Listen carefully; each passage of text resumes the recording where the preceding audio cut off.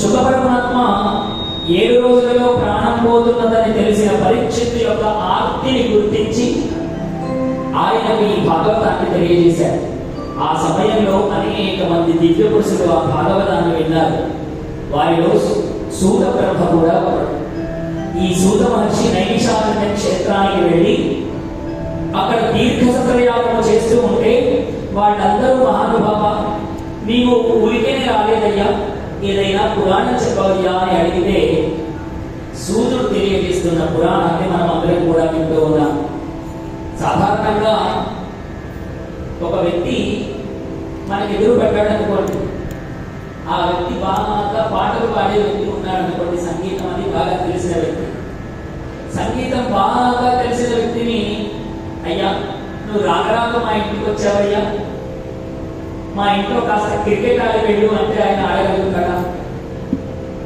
ఏ మనిషి దేనిలో నిష్ణాతుడైతే దాని గురించి అడగాలి.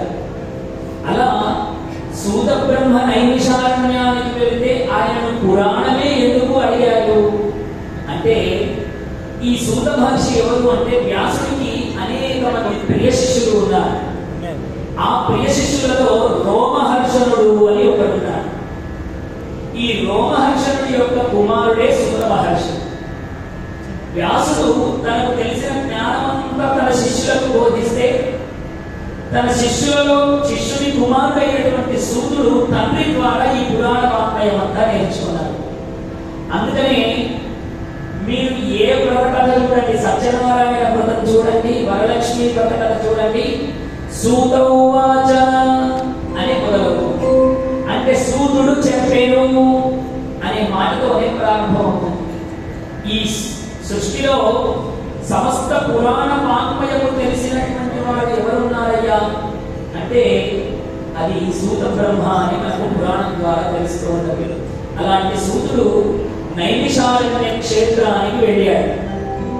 ఆయన సంచరిస్తూ వెళ్ళాడు. అక్కడికి వెళితే 84,000 మంది ఋషులు, శౌనకులు మొదలైనటువంటి ఋషులు, శౌనకాది మహామునులు. శౌనకుడు అంటే అర్థం ఏంటి? శునకము ముఖము కలిగిన వాడు. అంటే వాడి ముఖము ముక్క మాదిరిగా ఉంటుంది. ముఖం ఎలా ఉన్నా వాడి జ్ఞానం అపారం. కాబట్టి అలాంటి శౌనకుడు మొదలైనటువంటి ఋషులందరూ ఆయన రాగానే ఆయన పురాణం చెప్పడంలో మహా దిట్ట కాబట్టి ఆయన ఏదైనా పురాణం చెప్పవయ్యా అని అడిగారు. మరి ఈయన నైమిషారణ్యానికి ఎందుకు వెళ్ళాడు సూతుడు అంటే కలియుగం ప్రారంభమైపోయింది కదా. కలియుగం ప్రారంభమైంది కాబట్టి ఋషులు మునులు తపస్సు చేసుకోవాలి అంటే సరైనటువంటి స్థానం లేదు. ఎక్కడ చూసినా కలి ప్రభావమే ఉన్నది. ముక్కు మూసుకొని 5 నిమిషాలు కూర్చున్నామో లేదో ఏదో ఒక బాధ, ఏదో ఒక ఏడుపు, అది లేదు ఇది లేదు అనేటువంటి ఏదో మానసిక చింతనలు ఎక్కువైపోయినాయి. అలా ఎక్కువయ్యేటప్పటికీ కలియుగ ప్రారంభంలోనే ఋషులు మునులు అందరూ శ్రీమన్నారాయణుడిని వేడుకున్నారట. అయ్యా మహానుభావ, కలియుగంలో మీరు ముక్కు మూసుకొని తపస్సు చేయాలంటే మాకు సరైనటువంటి చోటు లేదు, నువ్వే ఏదైనా మార్గం చూపెట్టాలి నారాయణ అని అడిగితే శ్రీమన్నారాయణుడు తన చేతిలో ఉన్నటువంటి సుదర్శన చక్రాన్ని భూమండలం మీదకి విసిరాడు. ఎప్పుడైతే భూమండలం మీదకి విసిరాడో అది భూమి మీద ప్రయాణం చేసి చేసి చేసి ఒక అడవిలో వెళ్ళి ఆగిపోయింది. మనము చిన్ననాడు పొలాలకు వెళ్ళేటప్పుడు ఎడ్ల బండ్లను కట్టుకొని పొలాలకు వెళ్ళేవారు. ఎడ్ల బండ్లు వెళుతూ ఉంటే ఎడ్ల బండి యొక్క ఈ చక్రము ద్వారా 2 తోవలు ఏర్పడేవి. మధ్యలో ఇలా గడ్డలు ఆకారం ఉండేది. సంస్కృతంలో చక్రము వల్ల ఏర్పడేటువంటి తోవకు నేమి అని పేరు.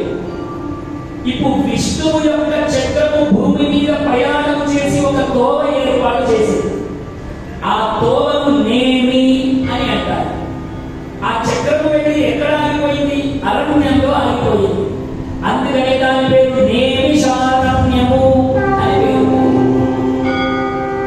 విష్ణువుని అక్కడ ఈ చక్రం ఎక్కడ ఆగితే మీరు అక్కడ తపస్సు చేసుకోండి అన్నారు. ఇప్పుడు అది నైమిషారణ్యము, మనం అందరం నైమిషారణ్యము అని పిలుస్తాం. ఉత్తరప్రదేశ్ రాష్ట్రంలో వాళ్ళు దాన్ని నైమిష్ అని పిలుస్తూ ఉంటారు. ఏది ఏ పేరుతో పిలిచినా అది విష్ణువు యొక్క సుదర్శన చక్రం ఆగినటువంటి చోటు.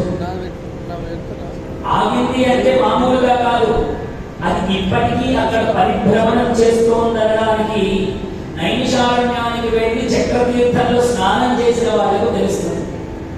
నైమిషారణ్య క్షేత్రంలో అది ఒక నీళ్ళ కొలను లాగానే ఉంటుంది. స్విమ్మింగ్ పూల్ అంటారు కదా, దాంట్లో నీళ్ళు ఎక్కడి నుంచి వస్తాయో తెలియదు.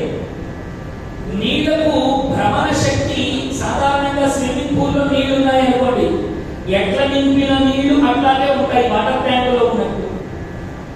మరి ఈ గుండ్రగా ఉన్నటువంటి ఆ చక్రతీర్థంలో మనం అందులో కనుక దిగాము అంటే ఒక్క నిమిషం కూడా మనం అందులో కాలు మోపలేదు. ఆ నీళ్లు మనకి తిప్పుతూ ఉంటాయి, గుండ్రగా తిప్పుతూ ఉంటాయి. ఎందుకు అంటే విష్ణు చక్రం పడినటువంటి చోటు అది చక్రతీర్థమై ఇవాళ అందరినీ ఉద్ధరిస్తోంది ఆ చక్రతీర్థం. ఈ 84,000 మంది ఋషులు నైమిషారణ్యంలో కలియుగం కాబట్టి వాళ్ళందరూ మనకు కనిపించరు. వాళ్ళందరూ కదంబ వృక్షములై నైమిషారణ్యానికి వెళ్ళిన వాళ్ళకి తెలుస్తుంది. పెద్ద పెద్ద పొడవాటి చెట్లు కదంబ వృక్షము ఉంటుంది. అది లలితా పరమేశ్వరి యొక్క పుట్టినీళ్ళు. కదంబ మంజరి క్లుప్త కపటమధుపమండల. ఆ అమ్మవారు కదంబ వనంలో పుట్టినటువంటి తల్లి. అలా కదంబ వృక్షాలుగా ఆ ఋషులందరూ అక్కడ పెద్ద పెద్ద వృక్షాలై వాళ్ళందరూ కూడా ఇప్పటికీ మీరు నైమిషారణ్య క్షేత్రానికి కనుక వెళితే మీరు శ్రద్ధతో ఇలా కళ్ళు మూసుకొని ధ్యానం చేస్తే ఆ చెట్ల మీద నుంచి వచ్చేటువంటి గాలి